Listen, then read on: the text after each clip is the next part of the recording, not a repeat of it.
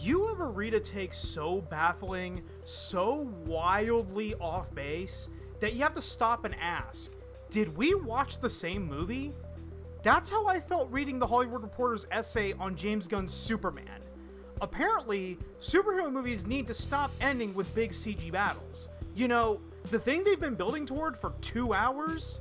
Today, we're unpacking why that take misses the point entirely, and why spectacle isn't just part of the genre, it is the genre.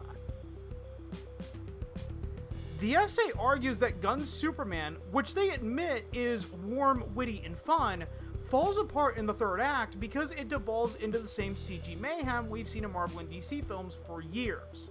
Now, I get it. We've all seen the portal in the sky trope, the city leveling climax, the hero getting punched through a building for the 47th time. But here's the thing.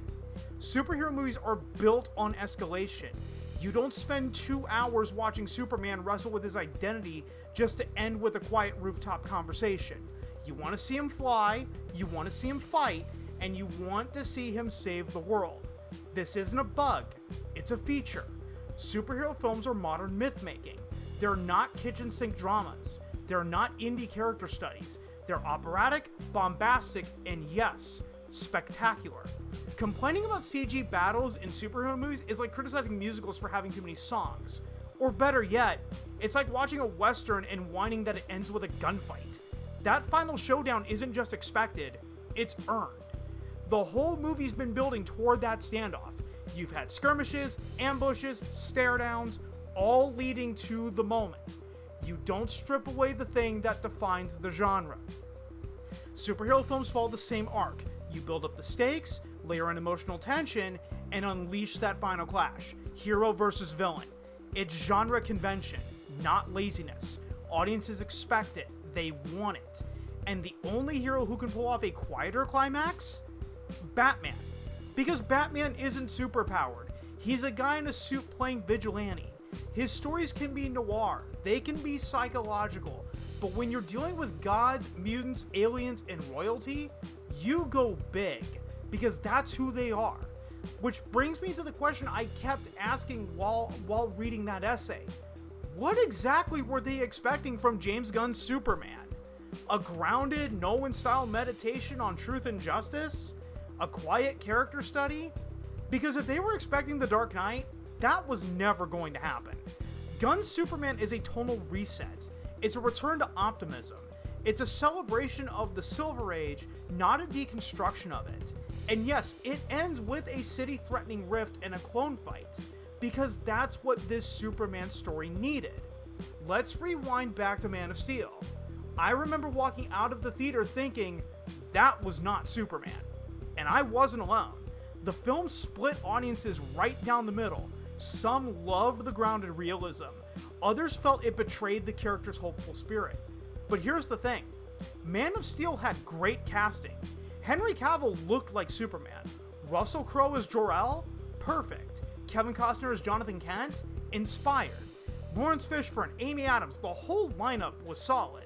The problem wasn't the actors. It was the tone. It was the decision to turn Superman into a brooding, reluctant savior, and worst of all, to have him kill General Zod. That moment broke a lot of people's connection with the character. Superman's entire ethos is built around restraint, around finding a better way. That kill wasn't just brutal, it was a betrayal of decades of storytelling. That's why the backlash hits so hard. Spectacle is fine, necessary even, but not when it rewrites the character's moral code. Let's not forget what happened next. Batman v Superman kills off Superman. Justice League brings him back, this time with a lighter touch, a more familiar tone. The version of Superman people associate with hope, with heroism, with truth, justice, and the American way. Gunn's Superman builds on that. It doesn't ignore the past, but it doesn't dwell in it either. It's a course correction. And yes, it ends with a big CG battle, because that's what the story earned. And this reminds me of another video I made defending Jurassic World Rebirth from critics who were expecting more than spectacle. That movie was designed to be a thrill ride. Giant dinosaurs, mutant hybrids, a mosasaur capsizing a boat, It's not the Revenant. It's not Children of Men. It's a Jurassic World movie. And yet, critics slammed it for being too loud, too big, too familiar. But here's the thing. Familiarity is part of the appeal. You don't go to a Jurassic World movie to watch a quiet meditation on grief. You go to see a T-Rex roar. You go to see the chaos. You go to see the spectacle. So when critics complain about spectacle, I have to ask, are they being contrarian for the sake of being contrarian? Because it's easy to dunk on genre tropes. It's easy to say, we've seen this all before. But repetition doesn't mean failure. It means genre. It means tradition. And when done well, when earned, it can be transcendent.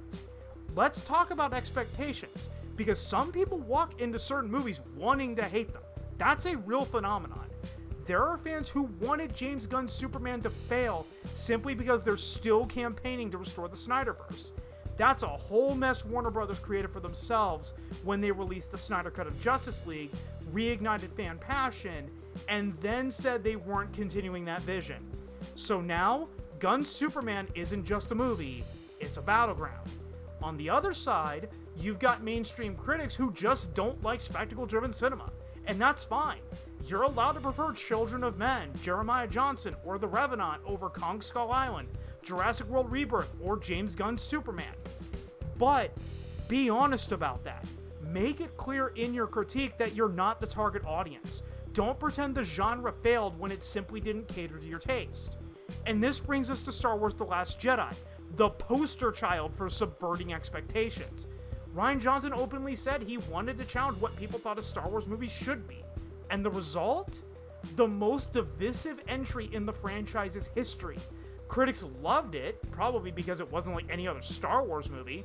It broke the mold, it questioned legacy, it threw lightsabers over shoulders and burned down sacred texts.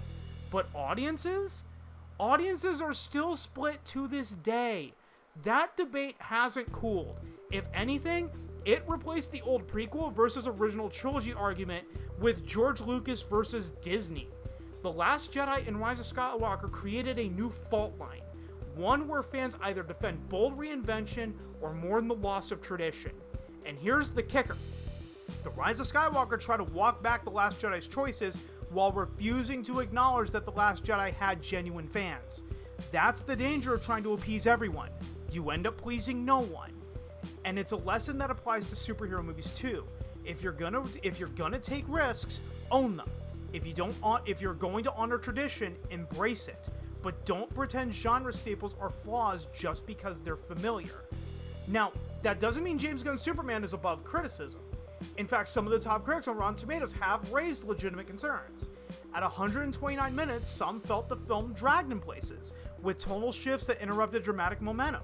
Others point out that Gunn's trademark humor occasionally clashes with the film's emotional beats. While the movie aims for sincerity, a few moments feel undercut by self-aware quips or abrupt tonal shifts. And yes, the inclusion of Hawkgirl and Guy Gardner's Green Lantern sparked debate. While they're fun additions, some argue they feel more like setup for future spin-offs than essential parts of this story. Even some audience reviews echoed these points. While fans overwhelmingly praised the emotional core and vibrant visuals, a few noted that the Justice Gang subplot felt tertiary, more like franchise scaffolding than organic storytelling. But those are valid critiques. Those are conversations worth having. What's not worth having is another tired rant about CGI fights. If your argument boils down to superhero movies are too superhero-y, maybe the problem isn't the movie. Maybe it's your expectations. Superhero movies aren't broken because they end in fights. They aren't creatively bankrupt because they embrace spectacle.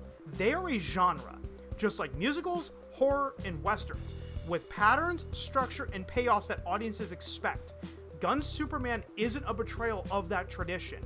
It's an affirmation of it. So if you're critiquing it, critique what it actually is, not what it was never trying to be.